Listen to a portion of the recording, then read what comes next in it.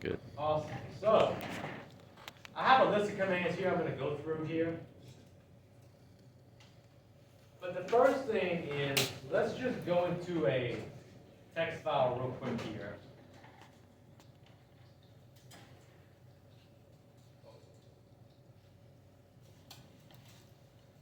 And let's just go over what do we need to start our script.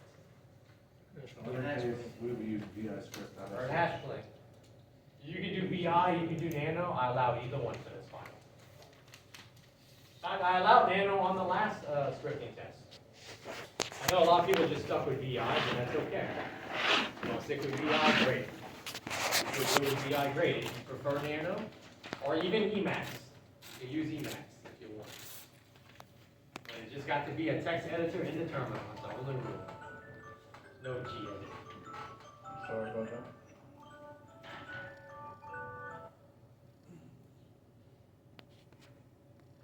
So we got, but first though, whenever we start our script, we gotta do a hash plane. Here we go, there's our hash plane. Every script should start with that. Now what if I wanted to put in a comment about something on the script that's not gonna be executed? No, the hash. The hash. Mhm. Oh, the hash. We do the hashtag and then we type in, let's just say, I am writing something. Oh, that won't be displayed in the script, right? That will not be displayed in the script. Okay.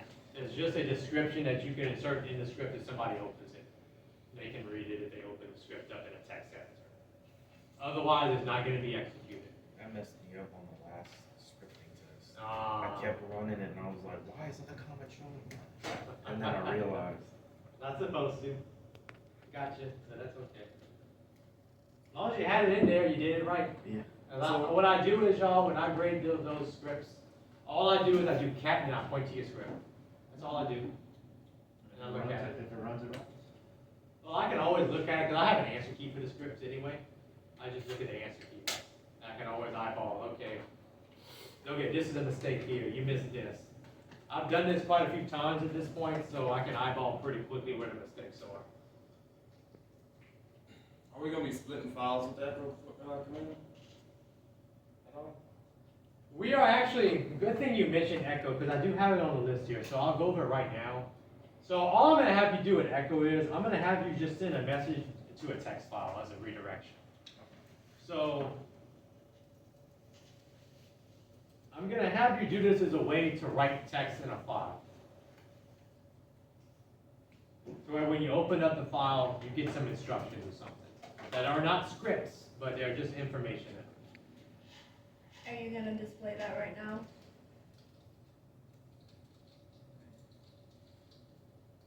So I'll show you, let me open up another tab here in the terminal, just to open up what Echo would normally do. This is a sentence. So you do, this is a sentence here. And what it would do is, it would just display this is a sentence. Similar to print line or print. So how would you point it to a file? So all you're going to be doing is a redirection. You're just going to send the contents of the statement to the file as basically a description within the file. It's like you're writing in the file without actually opening up the file in a text editor. Okay. It's kind of a way to, it's a little creative way to write something really simple without having to open up another text editor to edit a file. So then you just do the redirection.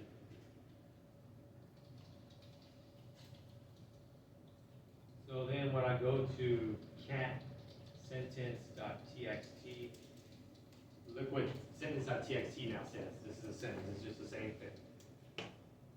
And that'll be redirection. That's just a redirection, absolutely.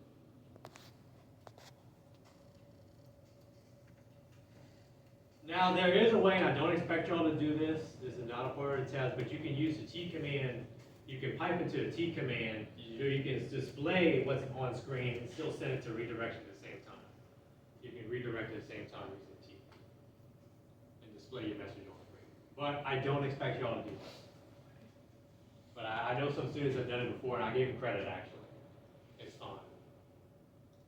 But that's usually people going a little bit above and beyond.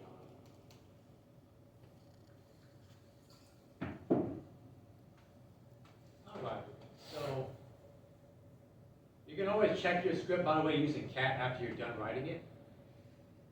So if I was to go into my first tab here, let's say I would have saved this and get out of the text editor. I don't have to get back into the text editor to go read over my script. I can just do cat and point to the script.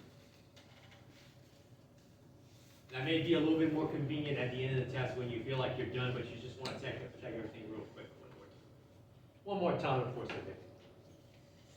Or saving. And actually, the way you're going to submit is going to be like the other exam, where I have you save the machine state. And I'm just going to be able to go back in real quick anyway. So once you think you're done, you can just save your machine state and you can head on out. You don't have to wait for the whole class to be done. I'm going to give you guys, by the way, 50 minutes, 50. That should be more than enough time to complete this script and give you plenty of time to spare to read over it. Even though the script's going to be bigger, it still shouldn't take that a lot of time to create the script. Unless you get just totally blank on something or two. And we're allowed to use Nano, just making sure. You are allowed to use Nano, you are even allowed to use Emacs. And the man pages. And the man pages, that's correct. Man pages are also allowed. Yep, I always allow man pages for hands-on tests. I don't have a problem with it. All right, so let's go over some other commands here. So, you guys remember how to make a file? Touch. We have touch, so if we want to do 1.txt, I can do touch. Also, I noticed with this, with Nano on MX Linux, I like how it's color coded. You notice that? Ah, nice. Mine doesn't have that. I guess MX Linux is special. They customize the terminal ahead of time for you. You can customize your terminal to look like this, I'm sure. You can, I don't know. In preferences, you can. Yeah. Some distros like OpenSUSE doesn't even bother doing the color coding. Slackware doesn't bother with it. I think, I want to say Manjaro does. I don't remember for sure though. I know some other distros do though. Can you create multiple files with one touch command? One touch command, there is a way, and I don't expect you to do this, but there's a way with the brackets to do it. I'm trying to remember the exact syntax of it because I've seen someone do it before, but honestly, the touch command is so quick that you really shouldn't even need it. I'm not going to have you make that many blank files. Okay. Open bracket and then the file is separated by a comma. Yes, that's what I was thinking it was. I didn't remember. How the hell? I knew it had to be within the brackets, though. There's another way to do it too. There's a couple ways to do it.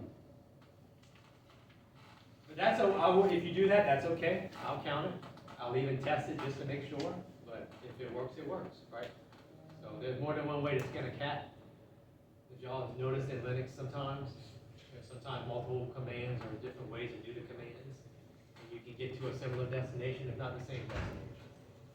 So I don't really mind. I'm really just looking at the end result. Is this going to work? And I'll run your script. See if it's going to work.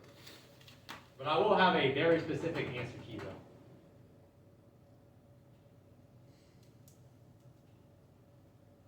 Let's see what's on my agenda. So, mkdir.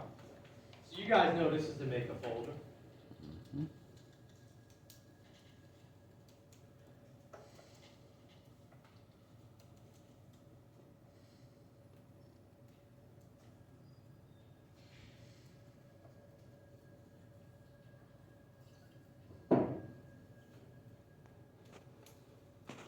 So that's a pretty straightforward command. You unfortunately don't have the MD option unless you make an alias, like you would in command prompt in Windows.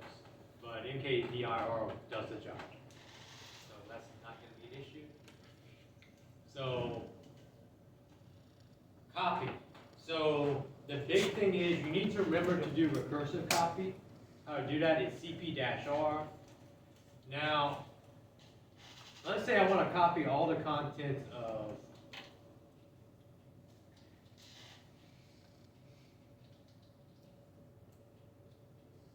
folder.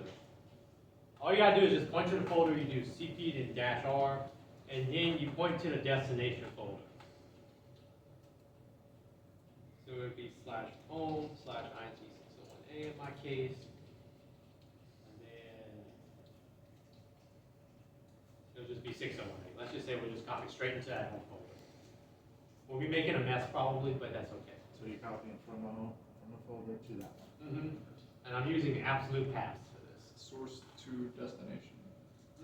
That's correct. And remember the dash lowercase r, that's recursive.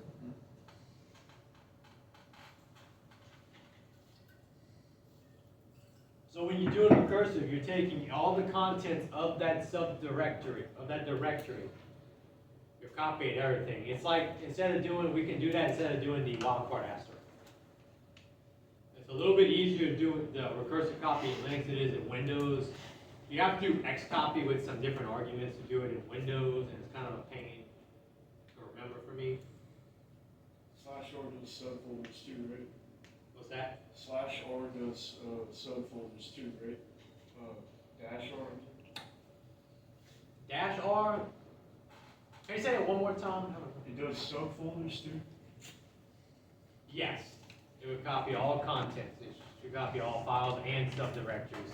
In Linux, your subdirectories and files are actually treated very similar, if not the same. Especially for things like permissions. So Linux sees these directories as just another file.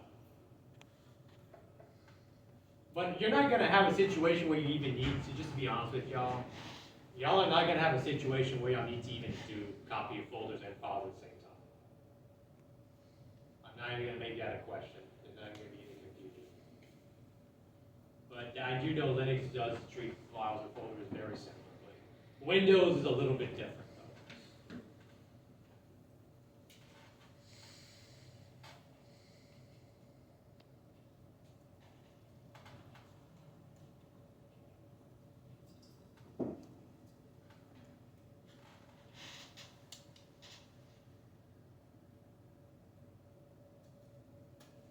All right, so I'm just going to make some more. What I probably should do is I should have made these extra files. How many files can we expect to make on the file? I would say somewhere between 7 and 10, but they're going to be quick, just really short names. So they're not going to take much time to type. So you could just change, like, if it's 7 to 10, you could just have it from like file 1 to 10. Probably. That's probably one of the, it could be a different word, but it would be something simple. I'm not going to make it like some big long word with a dash in But you'll there. give us the name. And I'll give you the name anyway. That's And correct. that's gonna be with touch. But that's with touch. I'm going to go make some more extra. And that goes for the name of the folder as well, or you just on one of the basic folder? What's that? So you're gonna give us a name for the folder? Absolutely. I will absolutely give you a name. If I have you make a file, you're getting, or a folder, you're getting a name. I mean, it wouldn't be good directions if I didn't. I mean, people be naming stuff all kinds of things, but there'd be no consistency. So it's always good to just give everybody the same instructions. By the way, I'm just adding these with touch, so whenever we do the recursive copy, there's going to be more than one file to copy of. That's the only reason why I'm doing this right now. And just keep in mind too, your username is you're actually going to be working you might be working in your root directory. So you might be just be doing, depending on which version test I give, you might just be doing /root and then whatever's in it. That would make it even shorter if I decide to do that. I do have more than one version of settings in it. They're not that much different from each other, but they do have some subtle differences, particularly in some of the paths, and some of the file names. And there may be one or two commands that I might not use in one, but I might use in the other. How do you do But it? everybody here is going to get the exact same version, probably. It'd be too much trouble for me to have to go back and, let's say, just have the classroom get one version examined, and I could end up confusing myself by doing that. So I'm just gonna give y'all one version.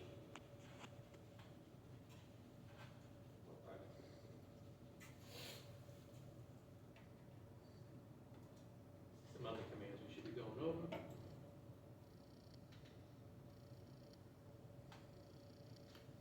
Another command I don't have on here that I may ask you about is MV. So MV works very similar to copy. You specify your home, your source and your destination, but just remember that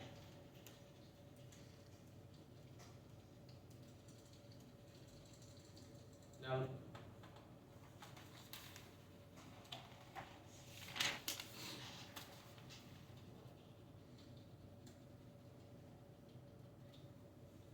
Just remember that also MV can be used to rename an item. I could ask you to do that. Just move it to the same location with a different name. Yes, you would stay in the same location, but we just put a different name for the destination.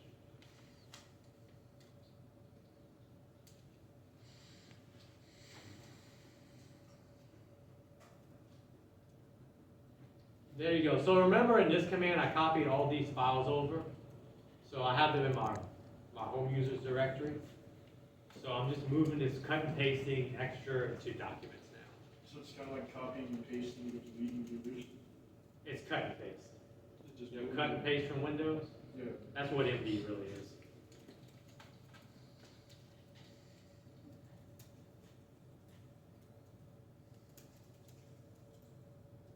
Now, what if you guys remember how to delete files in Linux? REM. RM, that's correct. Yeah, RMDIR. So let's say I want to delete another one, file in that in my one of those extras that I copied over. That's an extra txt. There you go. You just need the source. You only specify on one file to delete. So if we wanna do like the wild card, you have a bunch of extra files that you need. I can do, instead of that, I could do the asterisk.txt. I'll copy all, now we'll delete all the text files. So are we running our script or are we letting you run it? I'm gonna test it probably. Alright, so If I just don't, type it at out least, and save it. yeah, so just, all you're gonna be responsible, you can test it if you really want. I'm not gonna stop you, that's fine. But just remember though, when I go in and grade, that's the final save. I will be reading every line, but the thing is though, if it does, everything does work as it's supposed to though, you're gonna get a perfect score. So if we would And you run, follow the directions. if we would run the script before you run it, and it creates all the folders. When you run it, isn't it gonna create the same folders? Yeah, it's gonna overwrite. Okay. Yeah, it's all it's gonna do is overwrite. Would you want us to do a recursive option for the RM? Like RM? No, I'm not gonna expect you to. Actually not. But if you would want to, it would, I'm just asking for, So we can look at the man page just to refresh my memory real quick. I wanna make sure that I'm getting this right. Recursive, yes. I wanna make sure it was the same as CP. I know sometimes, for some commands, you do only the dash capital R. But this one, it allows you to go, so, okay. And man pages are allowed, because I don't expect everybody to remember every single little option of every single little command. And, you know, for the hands-on stuff. Oh, I can have this.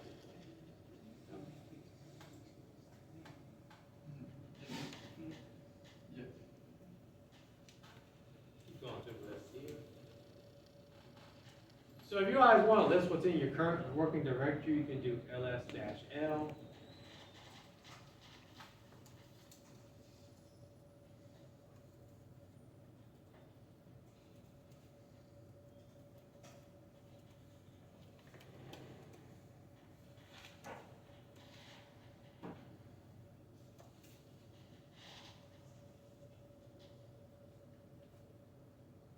That just lists everything, it also lists the permissions as well. I always like the L variation, it just lists it a little bit like straight down format and gives me the permissions. I just prefer that version of this.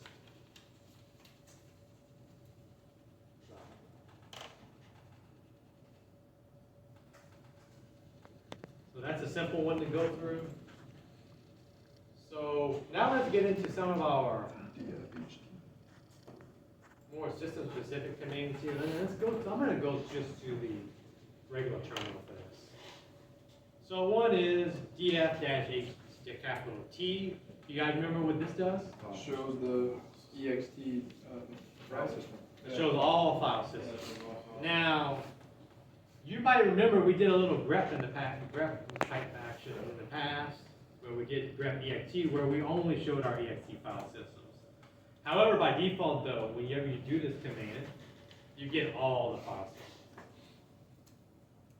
But if I wanted to hammer down to just ext, what I would do is I'd put the pipe in grep ext4 or ext, and then boom, you get this. Will we have to go there for the final? I may ask about it. I may have you do grep with some other command. That's with the pipe. The other commands I can have y'all do stuff like this with too.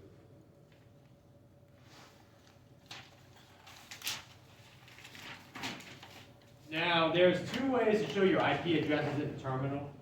You guys can use ifconfig if you want, but on my system here, I have to use IP address. Either answer is going to be acceptable. Either answer is fine, but for me, I'm going to do IP address because that's what works on here out of the box. I could go install NetTools if I wanted to get ifconfig, but IP address works fine. So you have an option for this.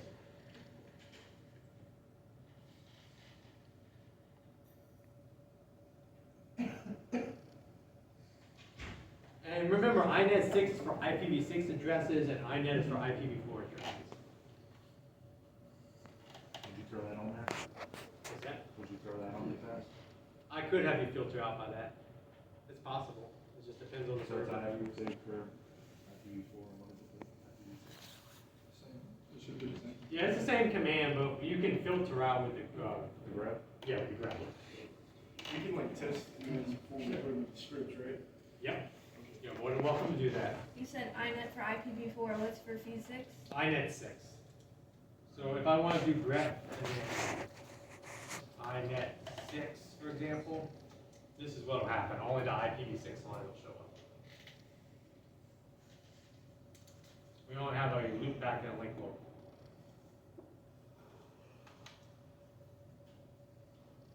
If I did just INET, I would get my IPv4 addresses, and actually it would give me the INET 6 as well. I have to specifically put in quotes, if I recall correctly, INET 6, just INET. Is that something that we need to look out for on the test? Probably not, I'm probably not gonna get that specific though, probably not. If I just want your IPv4 and IPv6 addresses, I'll just say this, because there's other information even beyond that. I notice here, we really don't pay attention to a whole lot. Like the MTU, we really don't worry about that most of the time in this class. Y'all probably have learned a little bit about MTU and Cisco though. If a packet it's higher than 1500 on this, it could get dropped.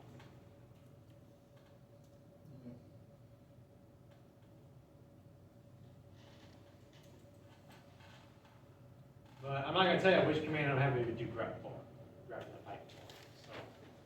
So be on the lookout. LSBLK.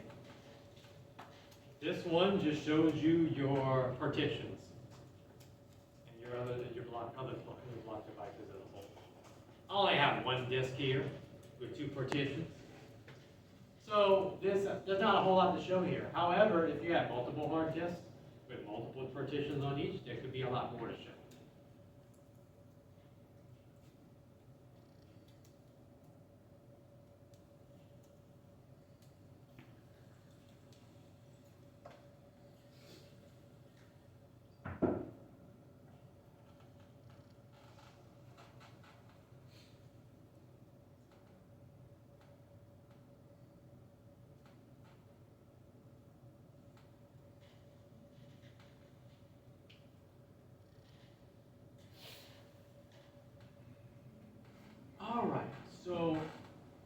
command is ls_usb.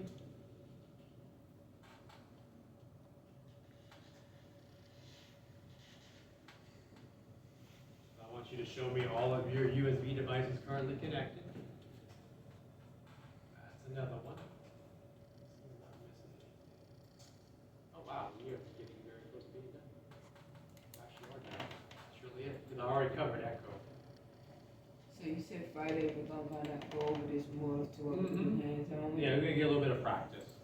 I want y'all to get some practice with the more basic stuff, like the copy, remove, those kind of commands. Because we really haven't done a whole lot of that. But we did cover it, I know, I taught it, but I know we maybe only got a little bit of practice on one of the hands-on activities on it. Since I'm trying to make the script more comprehensive, that's why I included some of that earlier. So maybe we can come in and do a practice script. Yeah, we can do the practice script, but also you can just practice, like make a directory in here, and I can go buy a check. And then you can practice copying the file, and make sure the commands work, doing it normally in the terminal, before you even put it in the script. So it's not gonna be like last semester where we had to move multiple files. You're not gonna have to do as much file manipulation. File minute, You're not gonna have to do quite as much file manipulation, because we moved like